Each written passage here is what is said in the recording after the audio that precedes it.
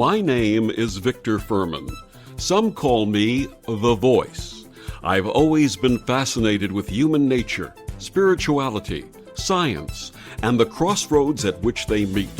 Join me now and we will explore these topics and so much more with fascinating guests, authors, and experts who will guide us to Destination Unlimited. Are you an empath? How do you feel and perceive energy, and how may you energetically protect yourself and your loved ones? My guest this week on Destination Unlimited, Suzanne Worthley, has more than 2 decades of experience and work as an energy healing practitioner, intuitive, and psychic empath. She teaches consciousness studies and energy work and offers spiritual tours in Peru and Sedona, Arizona. She's the author of the 2020 bestseller, An Energy Healer's Book of Dying. Her website is sworthley.com, and she joins me this week to share her path and latest book, Confident Empath, a complete guide to multidimensional empathing and energetic protection. Please join me in welcoming back Suzanne Worthley. Welcome, Suzanne. Hi, Victor. It's so good to hear your voice again. and wonderful to be with you again. The last time you were on with us in 2020, you were discussing your book, An Energy Healer's Book of Dying. Now, for our listeners meeting you for the first time, please share your path and how it led to your calling. Great. Thank you for having me, first of all. Destination Unlimited, I really thank you for letting me be on, and so good to hear your voice, Victor. So yes, I am right now a full-time energy practitioner. I have been doing this work full-time for probably about 17, 18 years. Before that was corporate, raised a bunch of kids, etc. But about maybe about 17, 18 years ago in my corporate world, I was getting that nudge, which many of us to do something more, to feel more, to engage with more, to do more of my purpose, etc. And then, boy, I tell you, Victor, my skills came back with a vengeance. I was very psychic as a child, but had pretty much shut most of that down. And it was like a light bulb went on and everything came rushing back.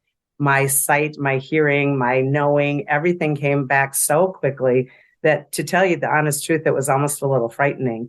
And I walked out into the backyard and my husband was coming out of the garage and I could literally see inside of his body.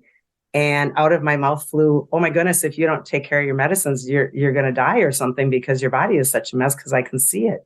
And then I sat there and said, "I can see it. I can see it." And it was that quick and that overwhelming that everything came rushing back. So it was a lot. How much did you remember of that from your childhood? You know, my childhood, when I was, in fact, in the new book that we're going to talk about in a minute, I actually tell a little bit of the story. When I was really, really young, about 6 and 7, I had heads on my ceiling. We call them alien heads, but for lack of whatever. And they spoke to me every single night, and they took care of me through an entire blood disease situation where I was supposed to have died. And I was very, very connected, and I would hear all kinds of things. When I would look at myself in the mirror, I would hear, "You're here on a mission.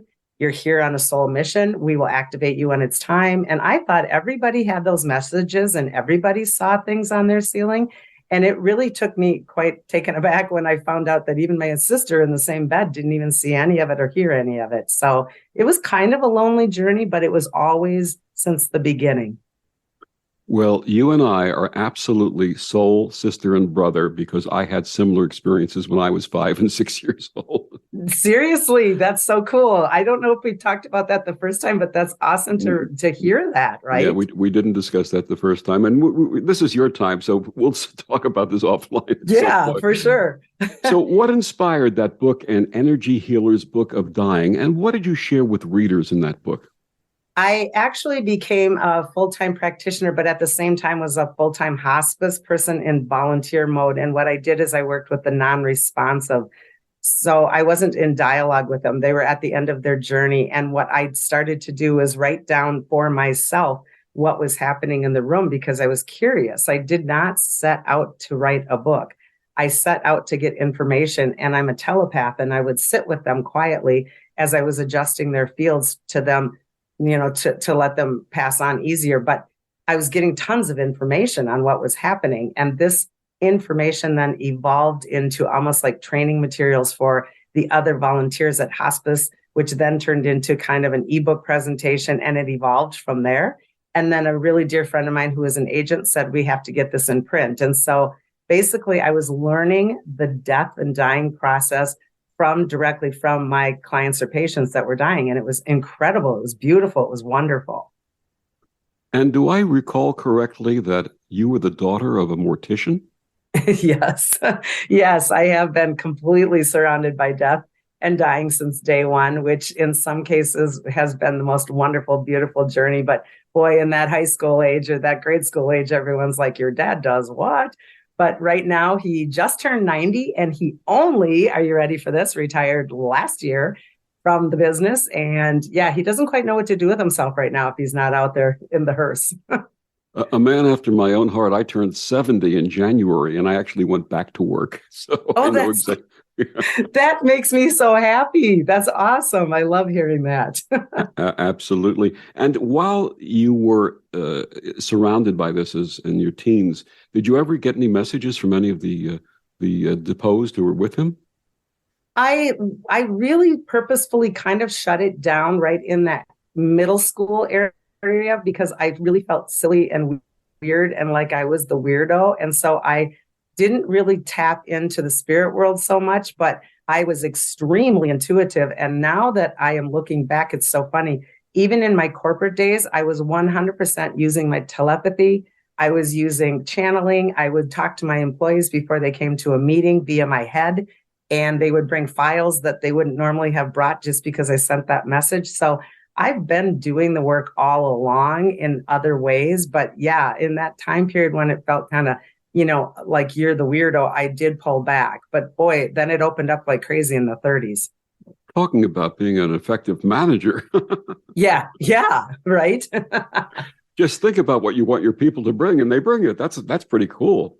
Yeah, and I did not realize how quantum I actually was, because I do a lot of quantum work, meaning being in the fields and being in the blueprints and the grids. And I, at that point, was a vice president of an international company that did events, and I would design these events in a quantum way in my sleep state. And I literally would wake up in the morning and my entire event would be designed and, 60 plus events simultaneously, et cetera. And it would all just boom, be in my head. So I was always, no matter what I was doing, working in the quantum field. I just didn't know it until I had some hindsight to realize it. Tell us about how your energy healing practice evolved. Well, at the very beginning, I didn't even know anything about it. And I met a friend who was a hands-on healer, and she's the one that encouraged me to read the very first book, I think, which is a Bible for all of us still, Barbara Brennan's Hands of Light. And when I read it, I understood all of it, which confused me because I didn't know why I knew it. And so at the beginning, I was just sort of playing on friends and family and so forth. And then it really jumped into doing it quite extensively. And then I decided to leave my full-time job and go into this completely. And then our world kind of went bonkers because when I left my full-time job, my husband's company let everybody go because they got bought out. And now we were two people that were corporate executives, and neither of us had a real so-called job because I was still dabbling.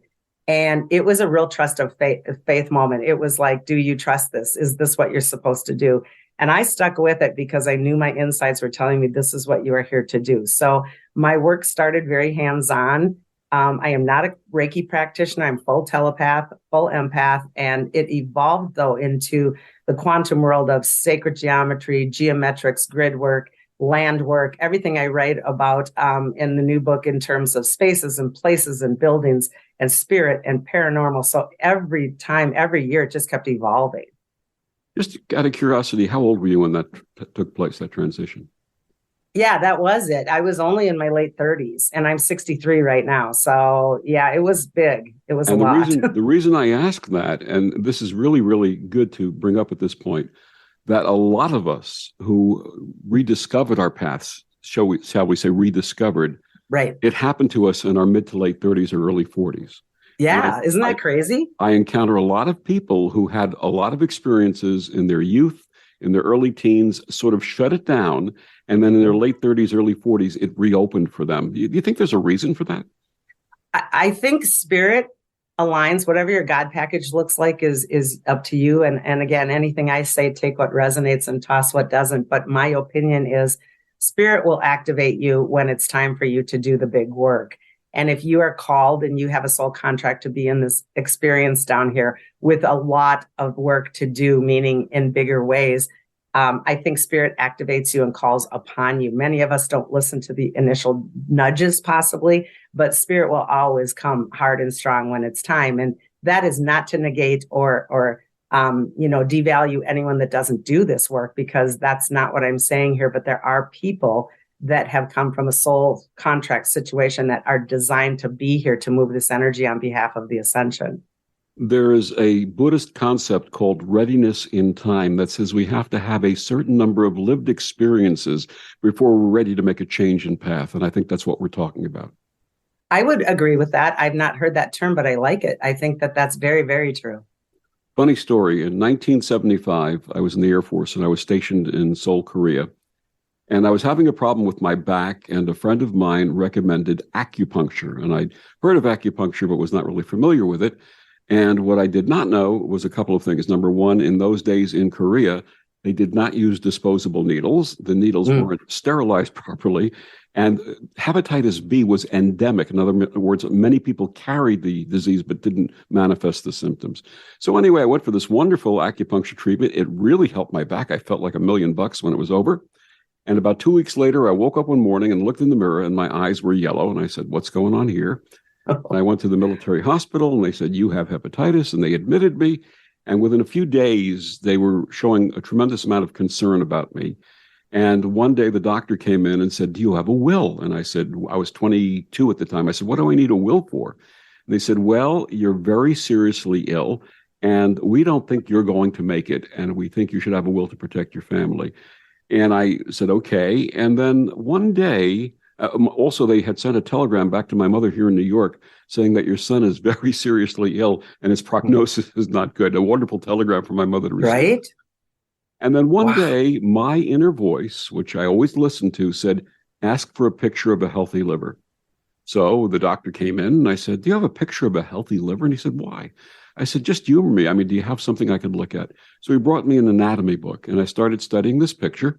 And in a little bit, the voice came back and said, "Now put the book down and place your palms over your abdomen." I did. And I started feeling this wonderful, wonderful warmth and tingling sensation. And at some point, I fell asleep. The next morning at 5 a.m., the nurse woke me up, apologized, said, "We have to take your blood." She took a blood sample. 2 hours later, she came back. She said, "I'm sorry, the laboratory messed up your blood sample. We need to take another draw." An hour later, the doctor came in and said, "What did you do last night after I gave you the book?" And I told him. He says, "You're crazy." And I said, "Why?" He said, "Because last night your liver enzymes were such that we did not think you would survive till the morning. This morning, they're almost normal. We've never seen anything like that happen before." And in my official military records, he wrote, "Luckiest SOB I've ever met in my life." Oh, no, that is one incredible story. And you would think I would have jumped up and said, "Aha, this is my path." But I wasn't ready. Spiritually, I was not ready. I did not have the readiness in time. And it wasn't until my late 30s that the path reopened. Wow, that is amazing. Thanks for sharing it. That's crazy. I do as a practitioner, a lot of quantum, like placing the actual organ into the grids or into the blueprints of people. And I just did one just the other day where a gal was having a transplant and the liver actually wasn't working correctly. And we did exactly that. We just healed it via, the instruction set. It's crazy stuff. Absolutely. Now, what is the difference between how an energy healer deals with death and dying and the average person? Well, I think an energy healer, when it's me, I can speak for myself. I believe strongly in honoring the concept that we are a vessel of God source and that we are here with an actual instruction set, which does include the way that we leave this planet. And I believe if we understand soul contracts, we can alleviate so much pain and guilt and shame. I had a fella just the other day, new client, and sadly he was right at the end of his brother's journey. He had a heart attack and he was trying to CPR him and he died in his arms. And this poor man was carrying so much shame and guilt. And after we spoke extensively about soul contracts and how You couldn't have been in charge of that. That's Source's job, etc. The man stood up in my office and he said, I will never look at life the same again. And that's my goal as writing the book and teaching it and doing the work and holding that space, is that our higher self knows exactly what it's doing. And if we would just stay out of the way of everyone else's journey in terms of our opinion of what it should be, then I think things move with ease and grace. You know, it's interesting that you said that just now. Earlier this morning, I was having a conversation with someone about how many of us, when we're dealing with caring for someone who's a loved one, a family member who's in the process of transitioning, that when they do die, there's a guilt that happens. I didn't do enough. Why didn't I do enough? Why did this person leave me? How do you address that?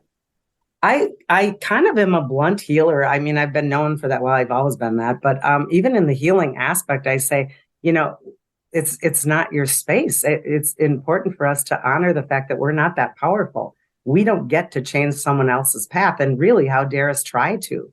Because that individual vessel is coming down here to experience exactly what they signed up for. And that might be cancer. That might be a car accident. That might be a suicide. There are all kinds of reasons that we need to step back and not judge on the other. I mean, oftentimes my mom used to say, oh, she died so young, she didn't get married or have kids. And I would bluntly say, Mom, she didn't sign up for marriage or kids, or it would have happened. So I've known this, Victor, since the day I got in this body. And thank God I had a mortician for a dad, because it always confused me that people felt like they could change someone else's path by worry, right? Absolutely. And I think the thing that I would offer to people in that situation is have gratitude for your experience with that person's life and know that they're loving you from beyond.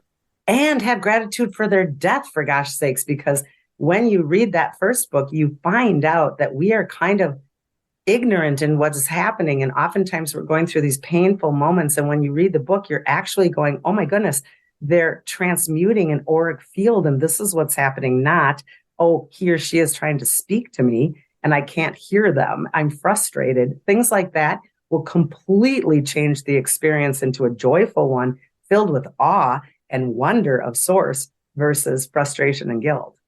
Now, what is your understanding of life force energy? I use that. I think we've got interpenetrating or interactive words, or, mine, life force energy, is our consciousness. It is our gasoline or our fuel from God's source. We are in consciousness, but we are of consciousness. And so to me, life force energy is like our chi. It's our prana. It's our connection to source so that we're here. And sometimes I teach a lot of big classes and I'll say to a large audience, raise your hand if you've, thought about your job today. Hands. Raise your hand if it's your pet, your child. Hands, hands, hands. Raise your hand if you thought about your consciousness today. No hands. And I say, you do realize that you can't connect or live out or experience your dog, your job, or your partner, or your kid without conscious connection, right?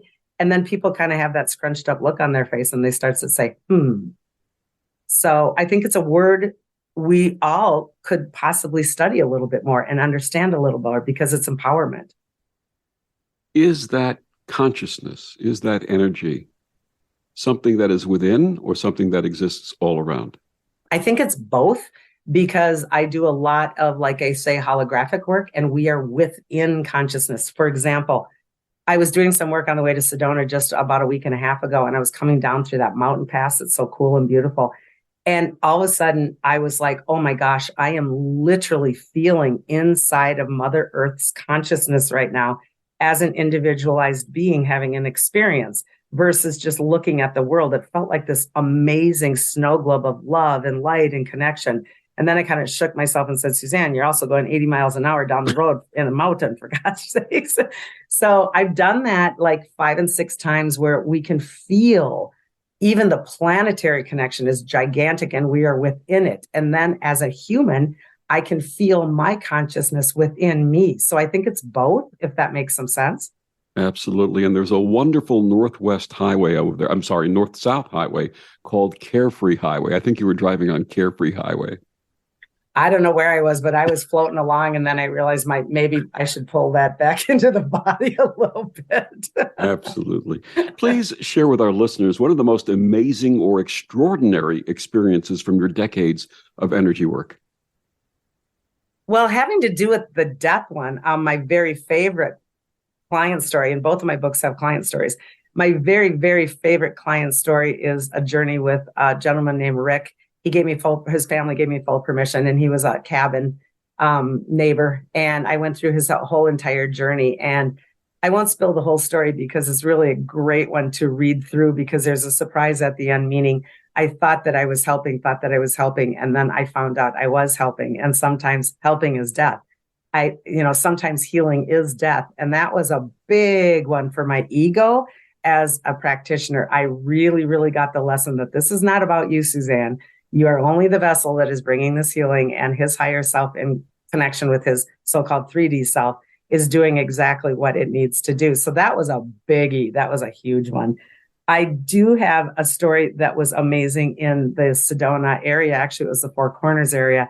And I was doing some really amazing work out on the Navajo land with some other friends of mine. And I was working at the House of Hands. I don't know if you're familiar with that, but I literally meditatively went into this rock and got all kinds of crazy information. And I was out of my body for probably 40 minutes.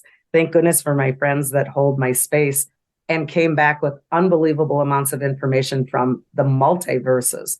So I get these, and I've done it in Peru too, actually twice, where I've sucked into a rock energetically and saw all kinds of amazing things. What I do then is I get the information and I transfer that information. So I'm kind of like a flash drive of sorts. And those are my unbelievable, most favorite things that I've been able to do. It's a really blessing to have that.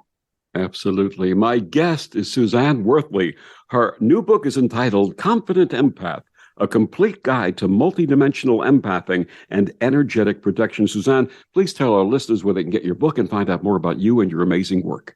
Super. Thanks for asking. My book is actually anywhere online, Amazon. You can just Google my name or Google Confident Empath. If you go onto my website, which is actually my name, so it's just sworthley.com, you can purchase it directly through there. It is published through Inner Traditions. You can grab it there. So it's pretty much everywhere right now. And we'll be back with more of Suzanne after these words on the OMTimes radio network. The best of the holistic, spiritual, and conscious world.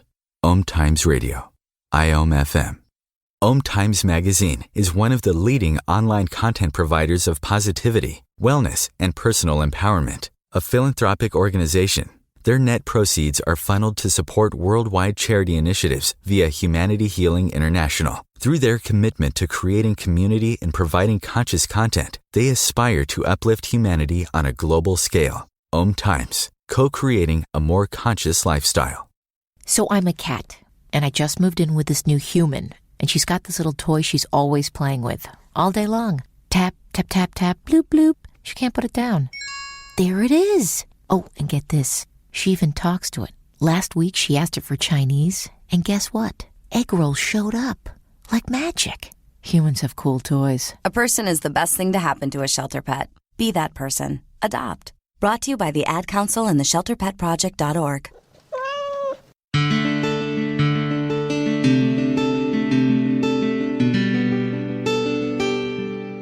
Back on Destination Unlimited, my guest this week, Suzanne Worthley. Her new book is entitled Confident Empath, a complete guide to multidimensional empathing and energetic protection. So your new book, what inspired that book? Wow, so much. I think basically because I am an empath, and I have always been an empath, and my journey as a healer has provided me opportunities to hone that skill and hold that energy differently in a very positive and protective way for me, all while I work on clients every single week in my office that are empaths that do not have the skill set, because no one teaches us this stuff. And I see how much struggles they're going through, and I see how difficult things are for them. And I see all kinds of things that, they struggle with in terms of belief systems and how that diseases their body. So it's a combination of my story and my clients' stories. For those who are not really sure about the term, what is an empath? Yeah, thank you for asking that. The empathy is what people confuse. So the birthright of a human experience is empathy. We get to, if we choose to, stand in another's shoes to support them, to show love for them, to be there on their behalf. That is a beautiful and wonderful birthright of being a human form. Empathing is a little bit different in terms of we don't only just stand in the shoes, we actually shove them out of their shoes, take their shoes, steal those shoes long term, and then take their entire story and pain and everything with it. So we become them way too interpenetrated, is what we call it, in terms of the energy field. And we do it for a number of ways, but basically it is stealing that energy. So that does not behoove either side of that. It doesn't behoove me. It doesn't behoove who I'm empathing. How would someone who's an unintentional person doing empathing recognize that? Oh, gosh, really simple stuff. I just did a huge event in Minnesota here this past weekend. And when we did on the empathing information, and when we did the intros, it was so amazing because there was about 25 people in this room. And when one would say something, the others would all chime in. I do that. I do that. So oftentimes it is the person that is overwhelmed by almost anything, especially big crowds, lots of noise, lights, etc. But oftentimes also it's that person who everybody comes and finds you and tells you their entire woes. And you're that one just standing in the grocery store and all of a sudden someone's telling you their whole life story. Another cue is that you go, do, and you become a human doing machine versus the being making lists for your lists. And there's never any time left for you because it's always putting yourself in that back seat. It's overwhelm, it's anxiety, it's depression. So the list goes on and on, actually. I think that's a valid point to bring up again. And just I'll share a short personal experience. When I was 8 years old, my father became ill, and I became part of his caretaking team with my mother. And I never felt that he loved me until I became part of that caretaking team. Mm-hmm. And that wired in my young mind that if you take care of others, you will be loved. And it was a pattern that inhabited my life until my late 30s when I came to the recognition that if I don't love myself first, I won't be around long enough to love anybody else. That is 100% what the book teaches, because it literally is the airplane concept. You need to put your mask on first in order to help anyone else. And we are not raised that way. We have a very deep confusion on the word selfish. And in my opinion, should be taken out of the dictionary and changed to self-love in energetic terms, because this is critical for us to maintain a connection to self. And when we care give, we are depleting our field. But what we really don't understand, Victor, is we're depleting theirs as well. But it's under the umbrella of, oh, I'm worried about you. I'm trying to help you. I'm trying to fix you. And it actually is depleting both of you. And that's why this becomes very dangerous, not only physically, but emotionally and mentally and spiritually as well. So it hits all the fields. So under proper circumstances, the word no is not a 4-letter word. Oh my God, it's a complete sentence, right? Yeah. Absolutely. Yeah. I wrote a poem about that a few years ago. I'll share it with you when we're offline, but I called it The Healing Power of No. And it took me a long time to learn that no is a complete sentence. And when done with love and compassion, it's totally appropriate. And not only appropriate, it's honor. My first book, like I said, I wrote a lot about honor, and this one does as well. We honor the other person's journey. We step back, we get out of the way. But these are all contorted by belief systems. And this is why it's so difficult, because most of us do not really step back and reevaluate our belief systems that we were handed since in utero, by the way, because we're already hearing and being programmed and doing and becoming these validators outside of ourselves from day one.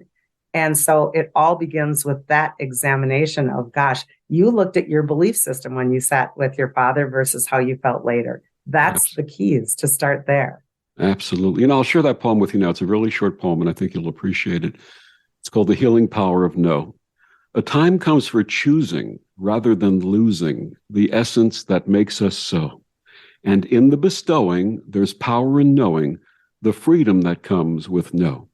When said with compassion, not angry in fashion, and letting the self-love flow, there's a sense of renewing and deep soul imbuing the awareness that comes with no. So with gentle voice and the power of choice and the courage to make it so, I'm still here, my friends. There's no means in this end, just the healing that comes with no. I think I need that on email to share with my people if you're ever willing, because Absolutely happy to share it. Absolutely. you nailed the exact word a couple of times in there, that the premise of this book is that I choose. And most all of us are working in fuel that is fear fuel. Fear fueled words are I have to, I need to, I should, I can't. Love fueled words are I get to and I choose. And this is when the empath starts to realize, oh my goodness, I'm actually depleting in fear fuel versus filling in love fuel.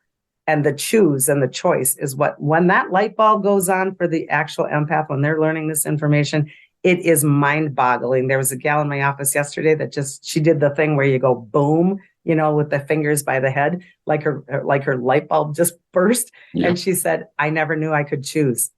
Isn't that amazing? Yeah, absolutely. Yeah. That poem came through me about 3 years ago when I was in a situation where people were taking advantage of my kindness, and it wasn't respectfully taking advantage of my kindness. And that poem came through me. A lot of I've written poetry since I was a kid, but I call it inspired poetry. It comes through me, not from me. So. Oh, 100% channeled. You can just feel it. Yeah. Absolutely. So Beautiful. Tell us about how being an empathing manifests for you in your personal and professional life. A few examples.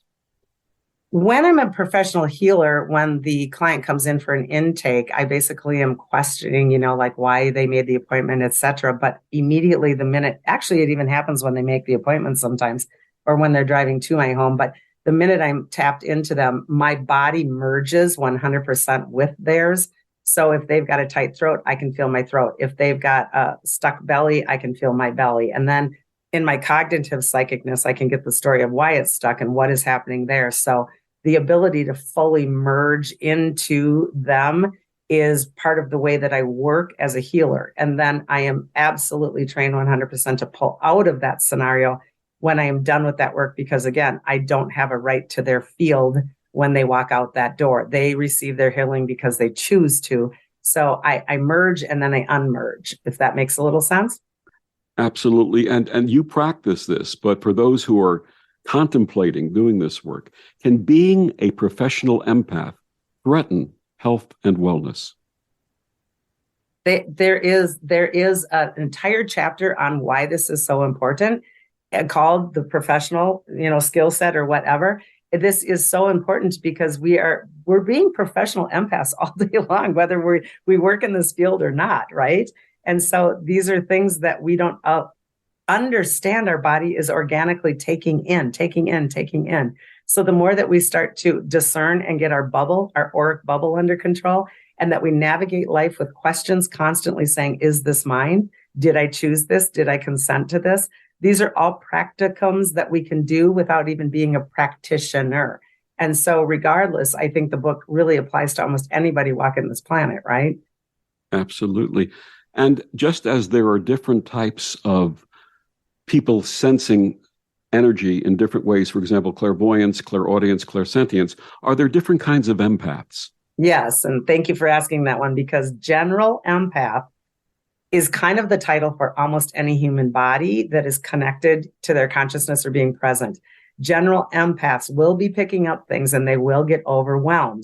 They will pick up SADs. They will pick up fear. They will pick up anxieties. But generally speaking, in an organic way, they will move it through their actual fields, their templates, their chakras, etc., in a pretty quick manner, just on their own, without them even being aware it is happening. So that's a lot of the people walking this planet. Number two is really more susceptible to having experiences where that exhausts them, and that is called the sensitive empath. So the sensitive empath is the one that, oh my gosh, I can't even go to this party because I feel everybody, or I can't even go to a funeral because I'm crying and I don't even know the person, or I can't go through the state fair because it's just too much, and so on and so forth. So these are activating to some extent their psychic skill set, with or without sometimes even knowing that. So the ability to pull in more information, frequency, and vibration has heightened. And then the psychic psychic empath or psychic sensitive, I really should say. That's the sensitive who has graduated into their full psychic skills and being able to go, oh, okay, and now I can even go out of body. I can grab things from the spirit realm, the paranormal realm, the land energies, the house energies. So we are moving that skill set up quite extensively when we get to the psychic sensitive. Are people who are afraid of crowds or have a inability to function within a crowd, are they expressing that also? Most definitely. And in my opinion, again, as a practitioner, this means that their auric field or their auric bubble is not in good shape. It has rips and tears. And when we have a tank of gas in our car and our tank is good and it's holding the energy of the fuel to make my vehicle run, it's all great. But if my tank is in poor shape and has holes or is non-existent, the fuel all spills on the ground and I go sputter, sputter. The reason why they're anxious and don't like those feels is because their tank is ripped and torn. And we don't learn about our auric tank in, grade school. We don't even learn about it in high school or college unless we move into these so-called modalities where this is considered normal. And in my opinion, it should be normal right out of the gate because we all own one. And this is what maintains our own individuality of consciousness. And it's our fuel and it's important. What is energy transference and why is this dangerous? So this is a perfect segue here. So when I have the poor tank, when I have the holes and the rips and the tears in my tank, I'm losing my fuel all over the ground per se. So what I do as a human is I walk through my day and I will budge into someone else's field and I will literally take their fuel. I will vampire their fuel. I will steal it. And this is the difference between that empathing and empathy. So we empath it by stealing that fuel and pulling it into our field. But if we haven't fixed our field, we're going to lose that one again, too, in a matter of time. So I continue to find another field and another field. And the way that I do that, interpenetrating that field, can be really a number of ways. I can be mean, controlling, gaslighting, nasty. Or I can, oh, I'm so worried about you. Oh, I'm so scared for you. Oh, I've been thinking about you all day long and I just want to fix it. So it's confusing to the person because they think that they're doing good for somebody by worrying about it, but they're depleting their field. And this is critical to understand. And the reason why it's dangerous is it dis-eases our health. It dis-eases with the dash in there, which then oftentimes turns to disease, which I talk a lot about in the first book. This is how we shut the human body down in terms of our consciousness moving through our fields and our chakras. And when we dis-ease over and over, we will start to have a manifestation in our physical form that shows up. And this is why it's dangerous. And you had mentioned energy thieves. Some people call it energy vampires. Are there those who are intentional and unintentional? Very much so. I actually was a huge vampire in my corporate days, and I did not even know. I ran very large international trade shows, and we would have, like 100,000 people on the floor. And I would walk through the floor, Victor, and it was like Moses parting the sea. No one was ever in my way. And I'm like, that's so weird. Well, I found out it was because my aura was just barreling everybody down and sucking them all dry. And they were just, completely depleted as I walked through this entire show floor, sucking everybody dry. And so I was unintentional. At the very same time, I was hugely intentional. I would overpower, children, husband. I mean, I wasn't a horrible person, but that controlling mechanism of the so-called controller, I would do it on purpose because that was my fuel. So there's both. And how did you stop it? Oh, gosh. Got into the healing world, started to realize right out of the gate that I couldn't do the healing the way that I was doing it because I was depleted. And that's when my guidance started to say, you need to do this differently. And I wasn't a full empath at the beginning, meaning merging with their body 100%. I was dabbling in it, but they were very participatory in helping me understand the field. But I practice. And, you had the word I choose in your prayer. I practiced the word I choose to the horror of my family for 1 week out loud with every single action I took. I mean, to the extent of, and they're like, what are you saying, Mom? And I'm like, I'm choosing to find out how much I choose. And this was what turned the tide for me to understand I'm in charge of those choices. Things are not happening to my field. I'm doing it. And that's what completely changed my world. Were you the choosy mother who chose Jif? Actually, I do. My That's guest funny. is Suzanne Worthley. Her book, Confident Empath, A Complete Guide to Multidimensional Empathing and Energetic Protection. We'll be back with more after these words on the OMTimes Radio Network. Humanity Healing International is a small nonprofit with a big dream. Since 2007, HHI has been working tirelessly to bring help to communities with little or no hope. Our projects are not broad mandates, nor are they overnight solutions, but they bring the reassurance that no one is alone and that someone cares. To learn more, please visit humanityhealing.org. Humanity Healing is where your heart is. Hello, I'm Sandy Sedgbeer, host of OMTimes Magazine's flagship radio show, What is Going On? My passion is sifting through information, research, and innovations from new thought teachers, speakers, and researchers pushing back the boundaries of what we know about life, energy, metaphysics, and the universe. I love shifting perceptions about who we are, why we're here, and how quickly impossible becomes normal when we open our minds, expand our awareness, and accept that the only limits that exist are those we place upon ourselves.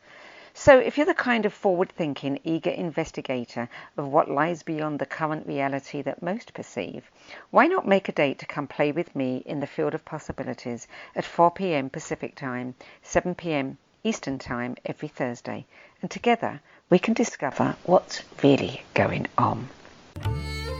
Imagine yourself being transported to India, to the banks of the Ganga and an ashram in Rishikesh.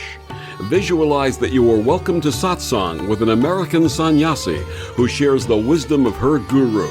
Your visualization has manifested. Join Sattvi Bhagawati Saraswati for inspiration and transformation every Thursday at 11 a.m. Eastern on OMTimes Radio. What is dedication? The thing that drives me every day as a dad is Dariana. We call him Day for short.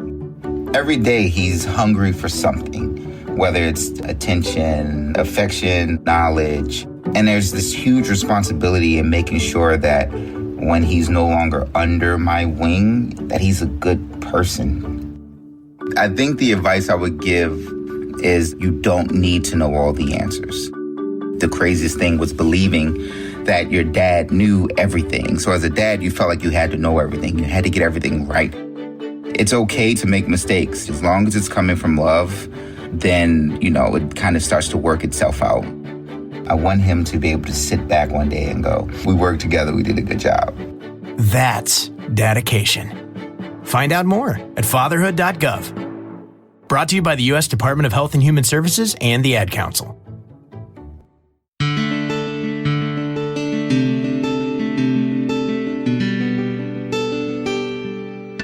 Back on Destination Unlimited, my guest this week, Suzanne Worthley, her new book, Confident Empath, A Complete Guide to Multidimensional Empathing and Energetic Protection. Suzanne, what is discernment and why is this important for an empath? So, just a moment or two ago, we talked about that auric bubble and if it has leaks and tears. And when we have an aura that is in good shape, holding our own frequency, vibration, and what I coined gasoline, then I know my area of comfort, what is good for me, what is for my highest and best. This allows me the opportunity to discern, meaning something is in my area. I'm in a room. Something feels scary. Something feels off. Something feels angry. And I have the skill set then, the more I cultivate that process to say, oh gosh, that's scary, that's sad, that whatever is outside of my field. It is not inside of my field. This does not come from me. So therefore I get to, if I choose, pump up that bubble and say, absolutely not. I might cut a cord. I might consciously say, I don't consent to that. But it is the tool for you to know what is interpenetrating your field that is not of you. And that can come from all kinds of places and spaces. So it is my power center to say that doesn't vibrate as my highest and best. And this leads to the next question. What is what you refer to in Confident Empath as a hitchhiker. Yeah, this is, I do a lot of paranormal work too and healing in that world. So a hitchhiker is an entity energy. It can be a collective energy. It can be an actual ghost energy. It can be land energy. It can be AI energy. And what that does is it literally interpenetrates, but not fully through all of your fields. Hence, it would get into your body as a possession, but it will hitchhike, meaning hang on like a monkey on your back, but in your aura. And it will hold in that aura and it will absolutely deplete your field. And the deeper those kinds of hitchhikers can go, you actually also can start to take on attributes of that entity if that entity is that strong. So these can be extremely dangerous. And this is why I do some work in the paranormal field to help educate people. This is not a joke. This is not a game. We don't play with, paranormal energies like, come on, because they'll say, hey, we had a paranormal hangover after that session. That to me is so insane because they're actually dealing with very dark energy in that regard and hurting everything in their fields especially. So yeah, these things can be really tricky. Is that what some faiths refer to as demonic possession? Demonic possession is when, because I've done that work as well, demonic possession, in my opinion, as a practitioner, means that it isn't hanging just in the field. It went through all of the templates, and there's the last template, which is closest to the body, which is called my etheric body. It is like my blueprint of my own self. And when that entity enters through that field, then it changes the actual physics and the body of the human. And that's when we get into more demonic entity and possession, because it's gone through all the fields. It's not hanging. It's not a hitchhiker. It's interpenetrated. And how do you process those?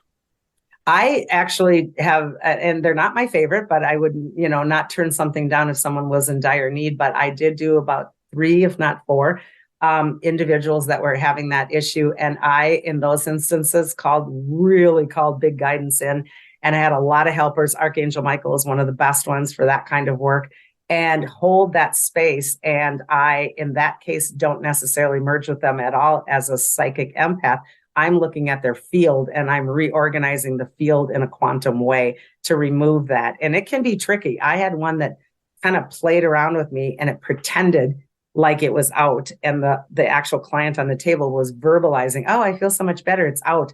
This is when you need a psychic skill set that says, oh, no, it's not out. It's lingering right outside my room waiting for you. So these are tricky situations and they can be really dire. So, education is knowledge. We need this knowledge.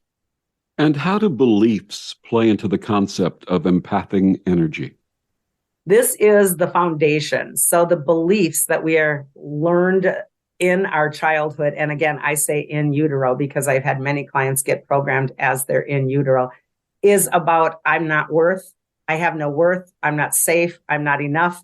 This trinity of safe, self-love, and worth and enough, that trinity is what the belief system will build from. And if I don't feel like I'm enough, I'm that empath that is going to do everything for everybody. And I'm going to keep doing it, even though I'm falling over from exhaustion and hurt and pain and emotion. But I'm going to keep doing it and keep doing it, because what I'm doing is I'm validating that belief that is distorted, that I'm not enough from everything and anybody outside of myself, versus what we teach the empath when they're in alignment and confident is understanding that my worth is already there. I do not get to go outside of my field and steal it from someone else for validation. So the beliefs are everything. You had mentioned the word collective. What is collective empathing? That would mean that we are now taking energy, information, and pain and angst from what we would call collective field. So we are all individuals down here having a soul expression and experience, but on another level, we are one. And in the 4th dimension of time and space, which is also our dream space, this is where we navigate oftentimes the collective field. And the collective field is toyed with, in my opinion, lots and lots of toying with it in terms of programming from AI and all kinds of nefarious agendas to keep the human experience in a not safe belief system. So, for example, let's use COVID for a second. If we went through that year and we watched television and we kept seeing the horror, we kept seeing the pain, everyone's individualized consciousness and opinion and fear pools into that collective, and it exacerbates it and it grows it. So this is why, again, it's very important for us to educate ourselves on things like the law of attraction.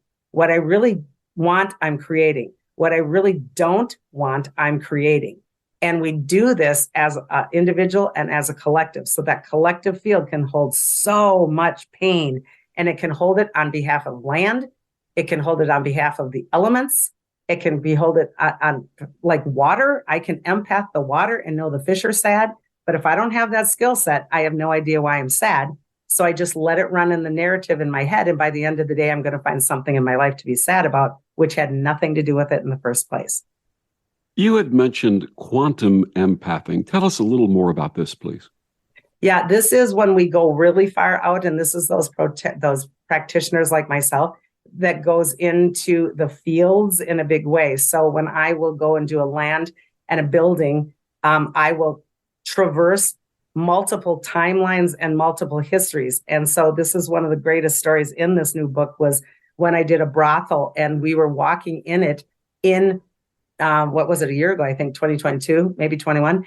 We were walking through it and it's an abandoned building, but holographically, my psychicness and my feel centers, my empathing centers could 100% see, feel, hear, know all of the terror and the horror and the pain and the angst that was in this building. So you're holographically moving through quantum fields that are there, but not necessarily people know about it until they're at that level. Doesn't mean if they don't know about it at that level to be able to move it, it doesn't mean that it's not affecting them. So for example, if someone moved into that old building that's holding that energy signature and puts in a chiropractic office or a real estate office, I can guarantee you their employees will be sick. Mm. Mm. And how do you clear that space? Oh, that one was a doozer. That was a beautiful, awesome opportunity. I write about a wonderful, wonderful soul named Lucy, who is an actual person who gave me complete permission to tell her story. She had grown up in the brothel.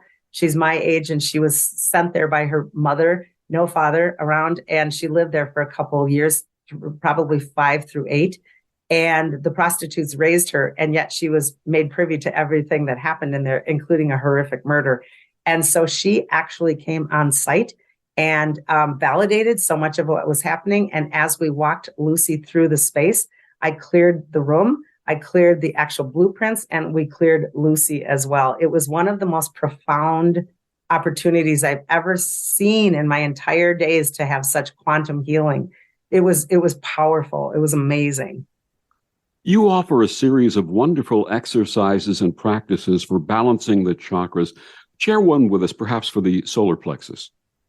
Solar plexus is all about relationships and feel centers. And this Confident Empath event I just did last weekend, and we're going to be doing more of those so that it's in-person training.